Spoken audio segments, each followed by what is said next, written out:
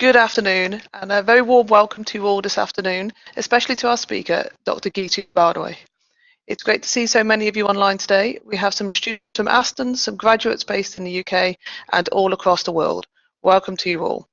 Before we start, I just wanted to run through a few things to ensure we have an enjoyable webinar experience.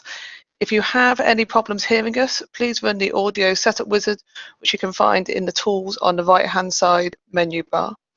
Geetu is looking forward to answering your questions. You may submit these via the chat box throughout the session. We will pause to answer the questions throughout the talk. Our audience today is based over 20 countries. When you submit a question, please do say your country location and what course you studied at Aston. This session will be recorded and a link to the recording will be shared over email in a few days' time. Now on with the webinar. I'm thrilled to introduce our speaker today, Dr Geetu Bharwaney. Geetu came to Aston to study international business and modern languages and was in the first cohort to graduate from the course. She has described her time at Aston as a never-ending journey of new experiences and insights. This proved to be the start of her international life.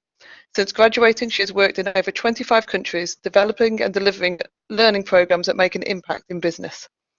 Over the last 26 years, Geetu has built a specialist understanding of how emotion affects performance, operating globally in the application of emotional intelligence and emotional resilience as an entrepreneur, human resources specialist, and business coach.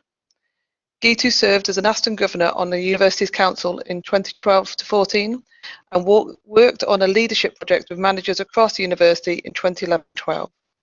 Geetu was awarded an honorary degree from Aston University in 2016. It is a great pleasure. I welcome Geetu here today. Thank you very much, Carol, and thank you to all of the alumni team for organising today's webinar. It's a great pleasure to be on this call with everybody today. I want to encourage everyone to see this as a form of conversation in a way with yourself, but also sharing some things in the chat as we go through. So let me start by saying that, as you've heard, my name is Geetu Bharwaney. My company, EI World, has been coaching leaders in global companies for around the last 27 years. And today, what I'd like to talk to you about is building your legacy. By that, I mean your own legacy. And this is a very important topic, given all of the noise that's in our various worlds of work and home life today. And I know that some of you might be wondering, how can you possibly contemplate an undertaking like building a legacy when you are so busy on a daily basis? So I'd like to start today by defining what legacy is. This isn't about obsolete technology that's beyond its date, or your will or property or assets that you leave behind when you die. That is not what I'm talking about today. What I mean by legacy is the impression that you leave with anyone that you interact with. It's something that can be felt in all of our interactions, something that is very much alive.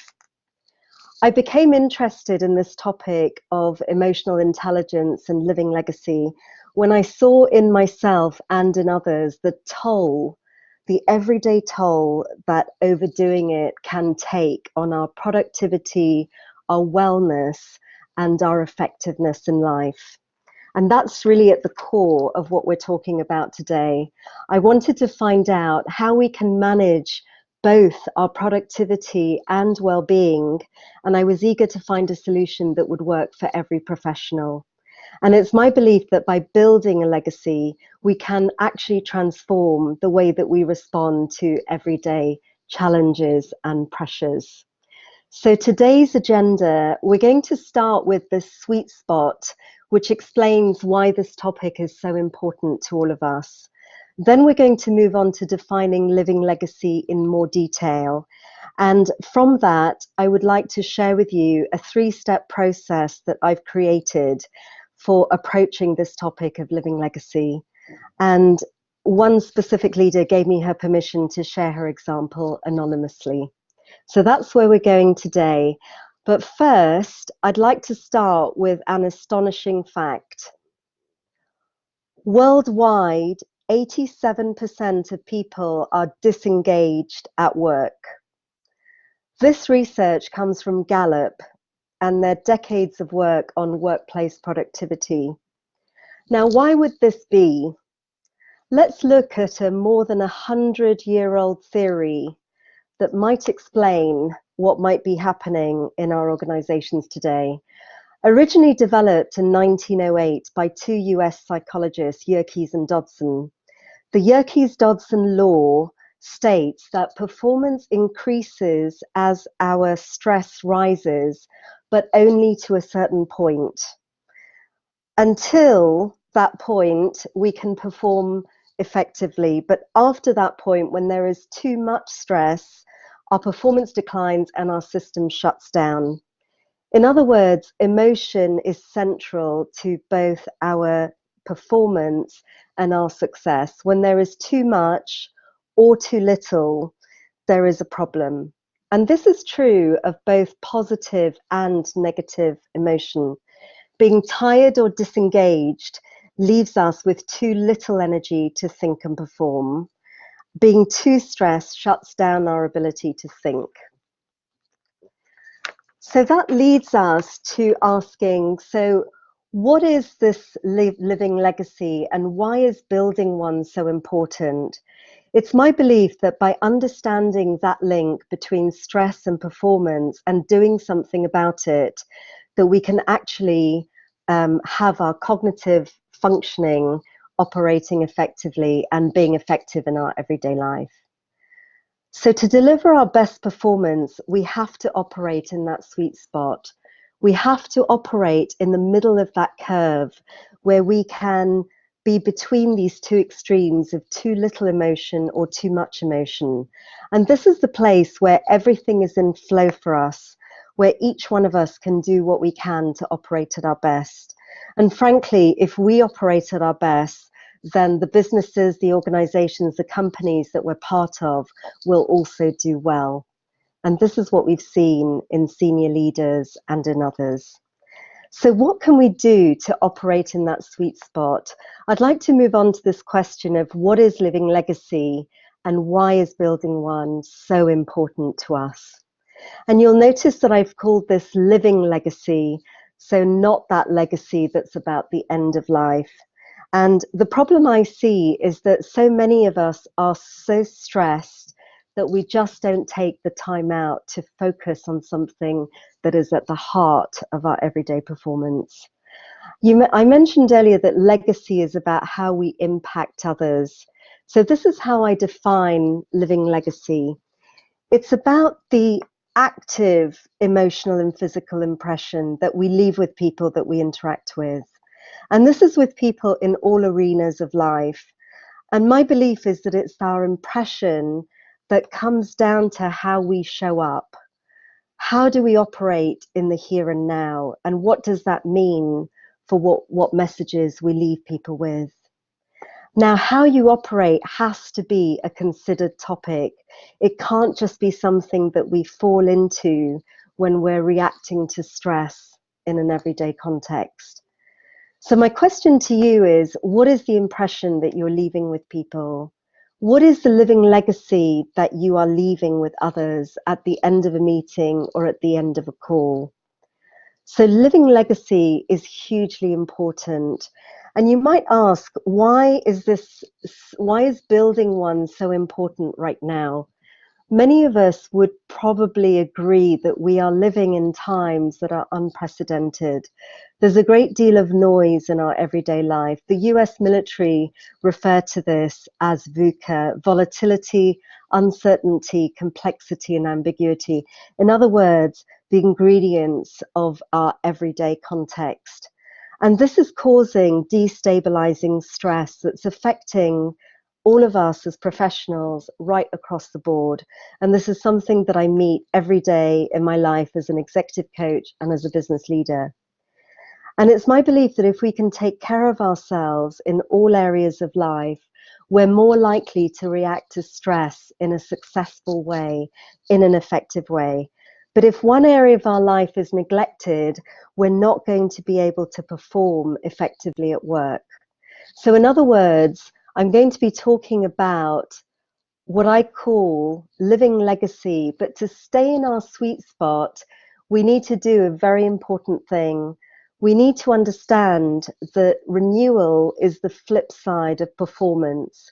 The more that we can renew ourselves, the more we're likely to perform effectively.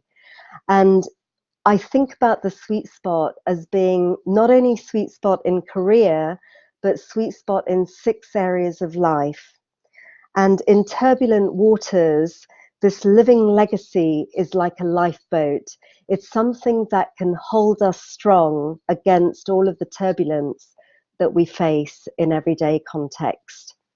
So the 6 areas that I'd like to propose in this living legacy framework. And by the way, this tool of living legacy comes from my 2015 book called Emotional Resilience. And you'll find this in the chapter called Thriving. So we have career, intellectual, spiritual, social, financial, and physical. All of these 6 areas that we're going to look at today need to be regularly maintained. And the more we can attend to them, the more we're going to be happy, confident, satisfied, and most importantly, engaged in everything we do. So it's not so much about can you have a full life? It's all about how to have a full life. And I see it as how we can bring our full selves to our work with the goal of achieving success in 4 important areas: in performance, in health, in effectiveness, and most importantly, in resilience. And it's my belief that inside each of us, there is a very small core that if we nurture that core, which is our true self, we're likely to be effective in our everyday context. And if that true self isn't nurtured or satisfied, we're just not going to be able to perform at our best. And personally, I have to tell you today that I've learned this very much the hard way. I was diagnosed with cancer in my late 30s. Today, my age is 50, and I went through 3 years of cancer treatment in my late 30s. And what I learned in a very sort of urgent way is that I couldn't take health for granted. I needed to actually work on myself, and that work had to be very much a daily progress. Because if one domain of life is not operating well, when we're busy, when we are striving to reach our goals, we can often forget what's going on and what's really happening to us. So the lesson I've learned is that it's important to maintain and consider all 6 areas, because if our needs are not met, we can't function properly. So that the more we can take care of that core part of ourselves, the more we're going to deliver in all areas of our life. So I'd like to just pause there for a moment and turn it to Carol before we walk through the 3-step process. So let me pause there and see what questions are coming through. Hi, Geetu. That's really interesting. Thank you ever so much. I'm just wondering, what do you think is stopping people making the right choices? That's a very, very good question, Carol. I think it's a combination of, one, we haven't learned how to do this. This isn't something that when people are promoted and they're taking on the next role, when people are recruited into their first role, people don't really talk about balance as an aspect of performance. And I think that we're going to see in the years to come, because there is such a high level of burnout in organizations. You know, we've got World Mental Health Awareness Day coming up on the 10th of October. I think there is growing awareness, but I think the challenge that a lot of people have is that unless they're in a leadership role where they can set the context for the rest of their team, it's really difficult for people to actually bring this up to a leader. So the first thing people need to do is realize this for themselves and make those adjustments in everyday life for themselves. And that's what this 3-step process is about that we're going to be sharing.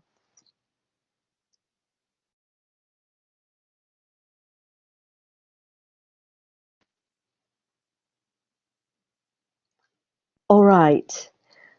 Carol, anything else, or shall we carry on? I think let's carry on. Okay. So as we go through this, I want to start with the overview of my three-step living legacy process. So the first step, I'm going to show you this in overview, and then we're going to walk through it step by step. So in overview, research confirms that writing down our life goals is associated with enhanced well-being, and using time well is actually a preventative strategy that makes it easier to manage and deal with emotional situations as they arise. So it also means that your weekly use of time actually reflects what you really want. And I believe that this is a step change, that once you create this plan and start to work with it, it can actually shift that lifeboat that we saw earlier. So the lifeboat helps us stay afloat. It gets us safely to shore. And when it's maintained properly, it helps us feel very steady in our everyday lives. So the 6 areas of the lifeboat, first of all, we need to draw 2 lifeboats. So we look at the 6 areas, we identify where we are in balance and out of balance, and then we define where there is pain or discomfort between the now picture and the ideal picture. And we'll be looking at an example very shortly. Step 2 is we think about the 168-hour week, and we think about where we're out of balance, and therefore what would be our ideal plan for the 168-hour week. And then we start to take action on that plan. And what I've noticed is that when we start to take action based on the ideal, we start to make real change happen in that everyday context that we live. And step 3 is my favorite step. It's about creating a solid plan for our life goals. And this includes your work, which then becomes what I call your living legacy. So one area that's particularly important for emotional resilience is to be clear how you want to spend your time or life. No one else can do this work for you. And as I said earlier, I learned to do this the hard way. And when I looked very seriously, my life was completely out of balance. And I found that when people work through this activity, an important thing happens. We're able to maintain, firstly, very good relationships with other people. And we're also able to enjoy both our work and home life. And we do that through having really good boundaries so that we can operate at our best self at work, but also at home. So I'll be going through this whole process now and pausing to encourage you to interact. So as we go through this, I'm going to be asking you some key questions. And I do want to invite you to use the chat and, to share what you're thinking. And then Carol will pause and we will notice what some of the reflections are on each of these key points. So firstly, I mentioned we start by asking about the 6 areas of life and asking, where are we in balance and where are we out of balance? So I'd like to talk about each of these areas very briefly. And as I do this, I want to encourage you to think about yourself and how much time you're spending in each of these areas, but also what's the quality of time that you're spending there? How good is that aspect of your life? So let's start with intellectual.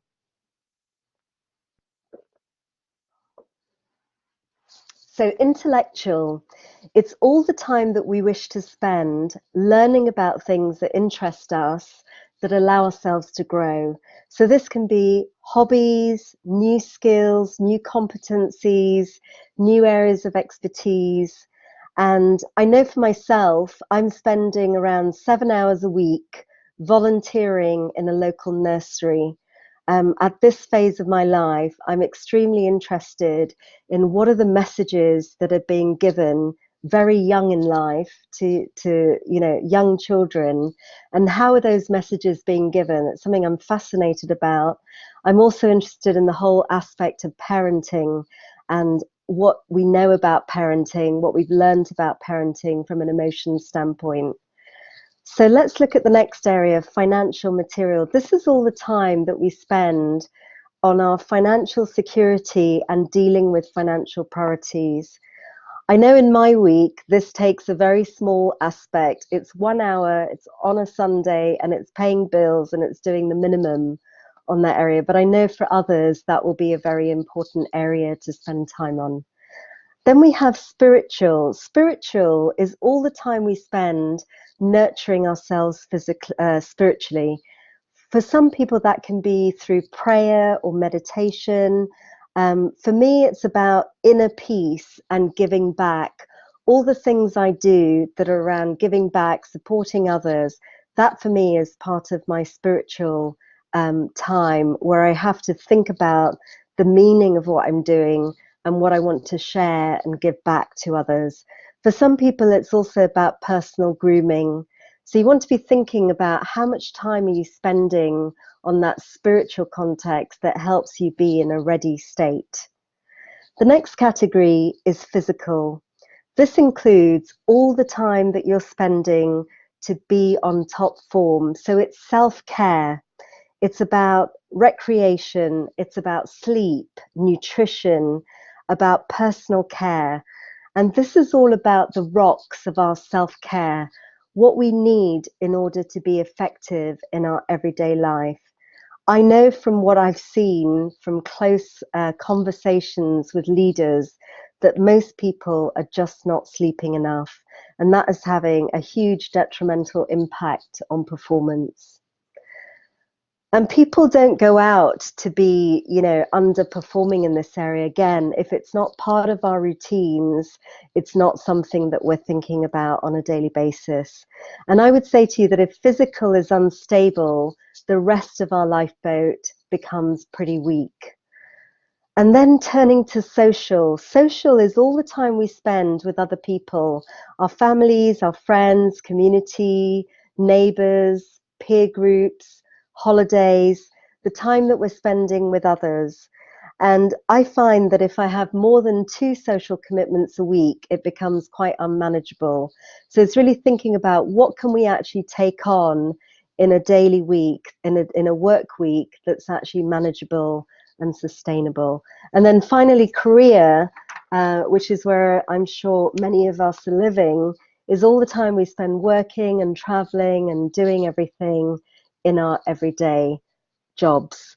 So with this lifeboat, step 1 involves drawing 2 lifeboats. And I have an example here from a leader who thought about the 6 areas of the lifeboat and created 2 charts. One to show how she was spending her time now, and one to show how she wanted to spend her time ideally. And you'll see with this color coding starting at 12 o'clock, it goes from career to intellectual to social to spiritual to financial to physical. And she used this to identify where are the areas that she was spending, in a way, too much time, not enough quality. So she noticed that she was spending a long time in her work hours, but they weren't necessarily productive hours. And she was also spending, very little time on intellectual, she was spending very little time on social, and that was a big gap in her everyday life. She's spending a lot of time learning, but she needed to redress some of these topics. So I want to encourage you in the chat to just chat to everyone and then hit return, and to just let everybody know which of these areas do you think could benefit from more focus and more quality in your own everyday context. So I want to encourage you just to write that into the chat so that we get to see and hear what others are thinking about this.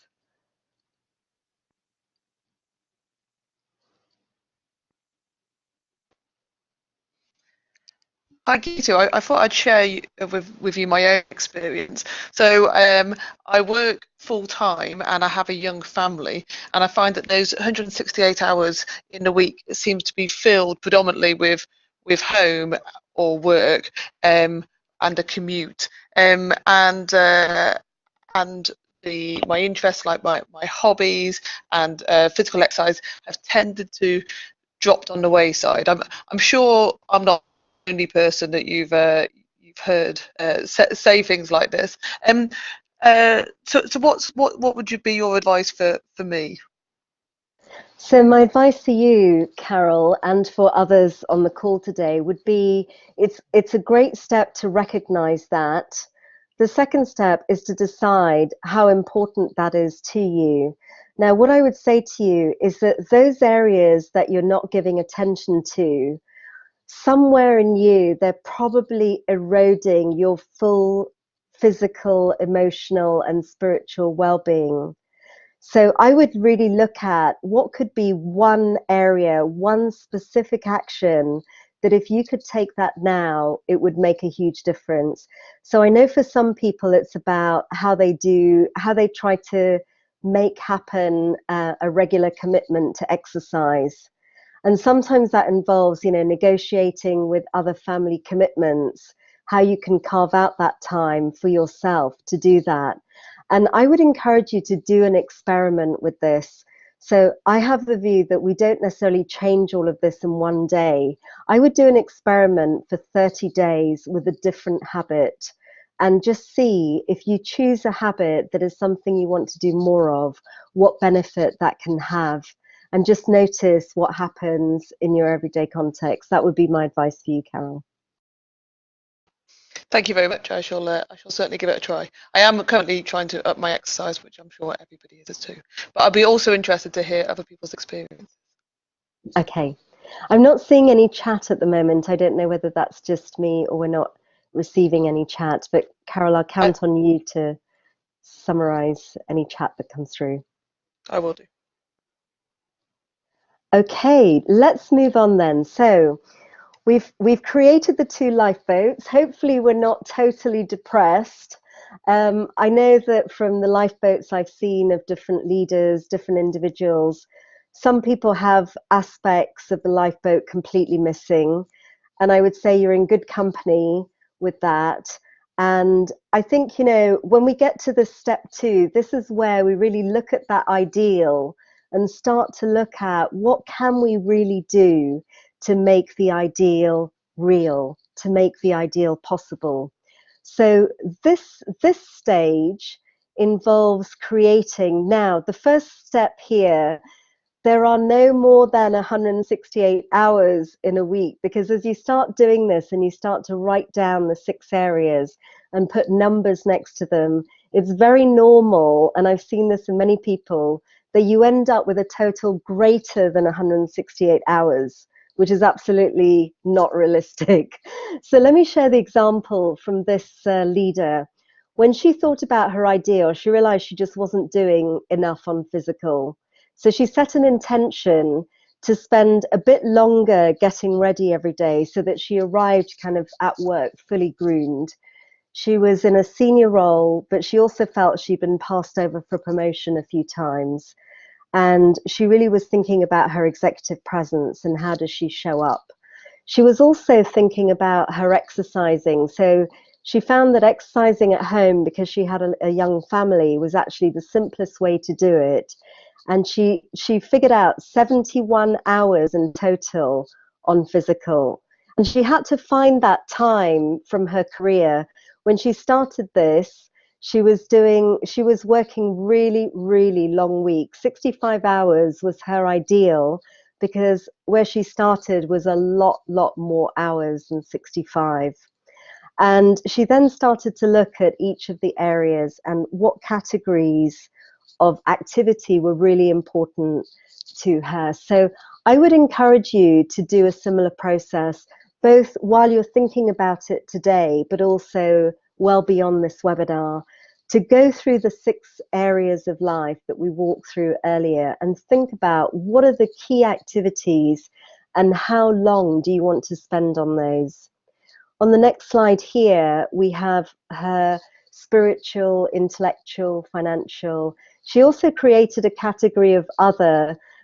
She created a category around topics that in a typical week she decided to delegate to her partner, that she was then spending 0 hours as the main breadwinner in her family, the main earner. And she also delegated financial things. So there can be things that are 0 hours, but you can't delegate spiritual, intellectual, physical, and social. You can't delegate those areas. So there's a very quick example of how you might go about creating that 168-hour work week. So my question for all of you as you think about those specific categories is, I'm curious about whether there's one single task or activity a week that by actually either setting a boundary around the amount of time or defining an ideal amount of time that's going to really help you be effective, whether that could be useful to you. So which of the 6 areas and which specific activity could be helpful? So let me just pause there and see if Carol wants to jump in with any reactions. Yeah, so we've just had a reaction. Is this process continual? So do you review this? So you must have created one for yourself, I am sure. And how do you deal with this? Because the position that you are in now would have been different to how you were 5 years ago or 10 years ago. So do you sit back in January and review whether you're still in the right place, or how do you approach this? So that's a great question, Carol. I'm sure it's a question for others. I would recommend that once you create the 168-hour plan, review it weekly. See how your week actually was. Did you spend more or less time on social? Did you spend more or less time? So I would keep it active on a daily basis. When we come to step 3 that I'm going to go on to, I would recommend that with step 3, you review that annually. Once you write it, I would use it as a tool on a planning basis to set out the year ahead, but then I would leave it to one side and I would review it annually. But this process here, I would review on a daily, weekly basis to see how it's going. That's great, thank you. Weekly seems very frequent. Is that to ensure that you keep up with it, to make sure it's kind of almost keeping track of yourself and making sure that you don't fall off?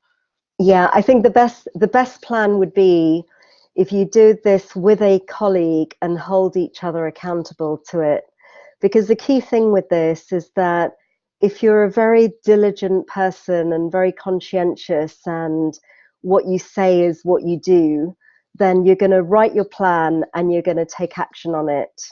But it's really useful to have somebody to buddy up with and actually review and compare notes at the end of a week, to ask questions. I'd ask 3 questions, what am I happy about in what I did this week? What am I less happy about because this is a key area I want to change, and what am I going to do next? That's how I would keep it as a continual, and it absolutely is a continual process. That's a great suggestion, thank you. All right, so let's move on to step 3. So somebody I was coaching, when they did that exercise that we just looked at, they actually wrote the totals on a kind of office sign that they hung on their door, which everybody would see if they were walking into a meeting with them. And this is how that person articulated it, that they spend 43 hours a week with their partner and their immediate family, 16 hours a week going out with friends, 54 hours taking care of their physical health, and therefore they have 55 hours of productive time. And he reckons that as soon as he made that commitment, it just made his work time so much more productive because he was really renewing and able to use that energy productively to renew. And that leads us, that's an important theme to lead us into step 3, which is what I call writing your living legacy master plan. Sounds extremely grand, But I think, with this plan, whilst that sign I just saw you was a very public declaration, this is very much a private reflection exercise. And this is about thinking through what is your living legacy in those 6 areas of life. So let me start by explaining this. So we start with, there's basically 2 steps involved in this. So with a spreadsheet, we take the 6 areas and put them along here as rows. And then we put our age down the side, starting at the bottom with our current age. So this leader did this process at the age of 47. She wishes she was 17 when she first did it. And she then went up in increments of 5 years. So she went up to the first increment 3 years and then 5 years beyond that. So the first part of this is we start with the top of the spreadsheet and we take each of those 6 areas we've been talking about and we write ourselves a living legacy statement. And then what we do, once we've written all 6, and I'll show you an example in a moment, we then go back to the bottom of the spreadsheet and think about what's the key milestone. So if I have a career objective that's about growing and developing in my career, the milestones might be where I see the changes in role or the shift of sector or the shift in emphasis in my career, etc. So the milestones really are useful to write as kind of one-liners that see us move continually. So here's an example of a career living legacy goal. And they're written in the past tense. She served as a role model for other females on how to be a leader. She focused on both the what and the how. And she used the ability to show gratitude on a daily basis to balance with making tough decisions. She built relationships where people were understanding of her approach. And she moved to ever-increasing roles of impact where her business results were unquestionable. And she was able to find the right work-life balance, and she enjoyed seeing the results of her efforts in tangible forms. So I've highlighted in yellow what were the key words for this specific leader, and she did the same process for each of the other goals. So it's written in the past tense, but the important aspect of it is that this is a living legacy because it's setting an intention for what's most important in our everyday life.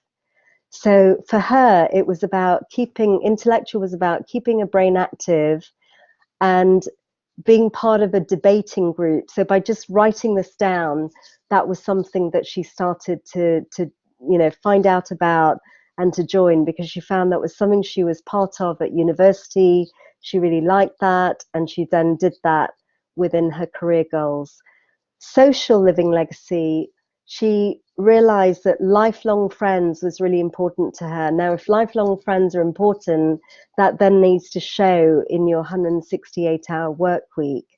And for her, those friends were a great source of connection and new ideas. I know that there were periods for me in my career where I was so busy that I had absolutely no contact with friends. And, I realized, way back then that wasn't either sustainable or it wasn't going to create happiness in the long term. And then spiritual, for her, it was about active involvement in her local community. And it was all about living with the foundation of strong values. So she had a number of activities that she did on a weekly basis that really helped her be connected.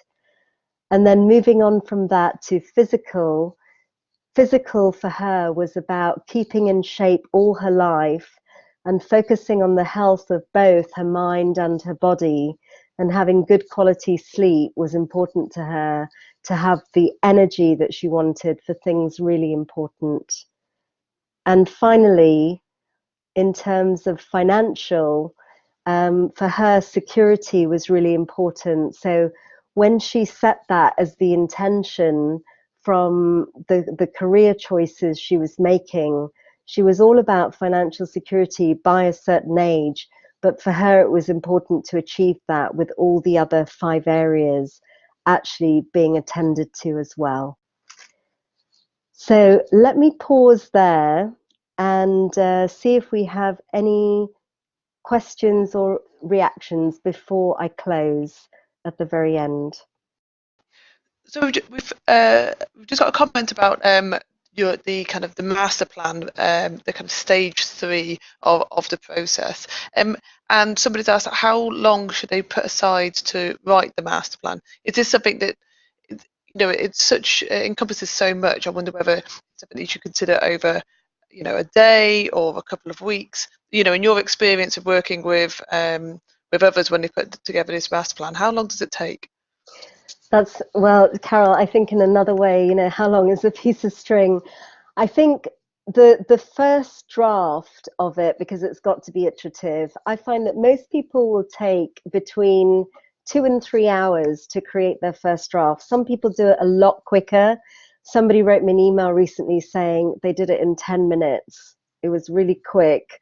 They wrote the statements a minute each, and then they put one milestone for each of the areas. So it wasn't comprehensive. I think that is the extremely quick version. But I would say most people will take, between sort of 2 and 3 hours on the first draft.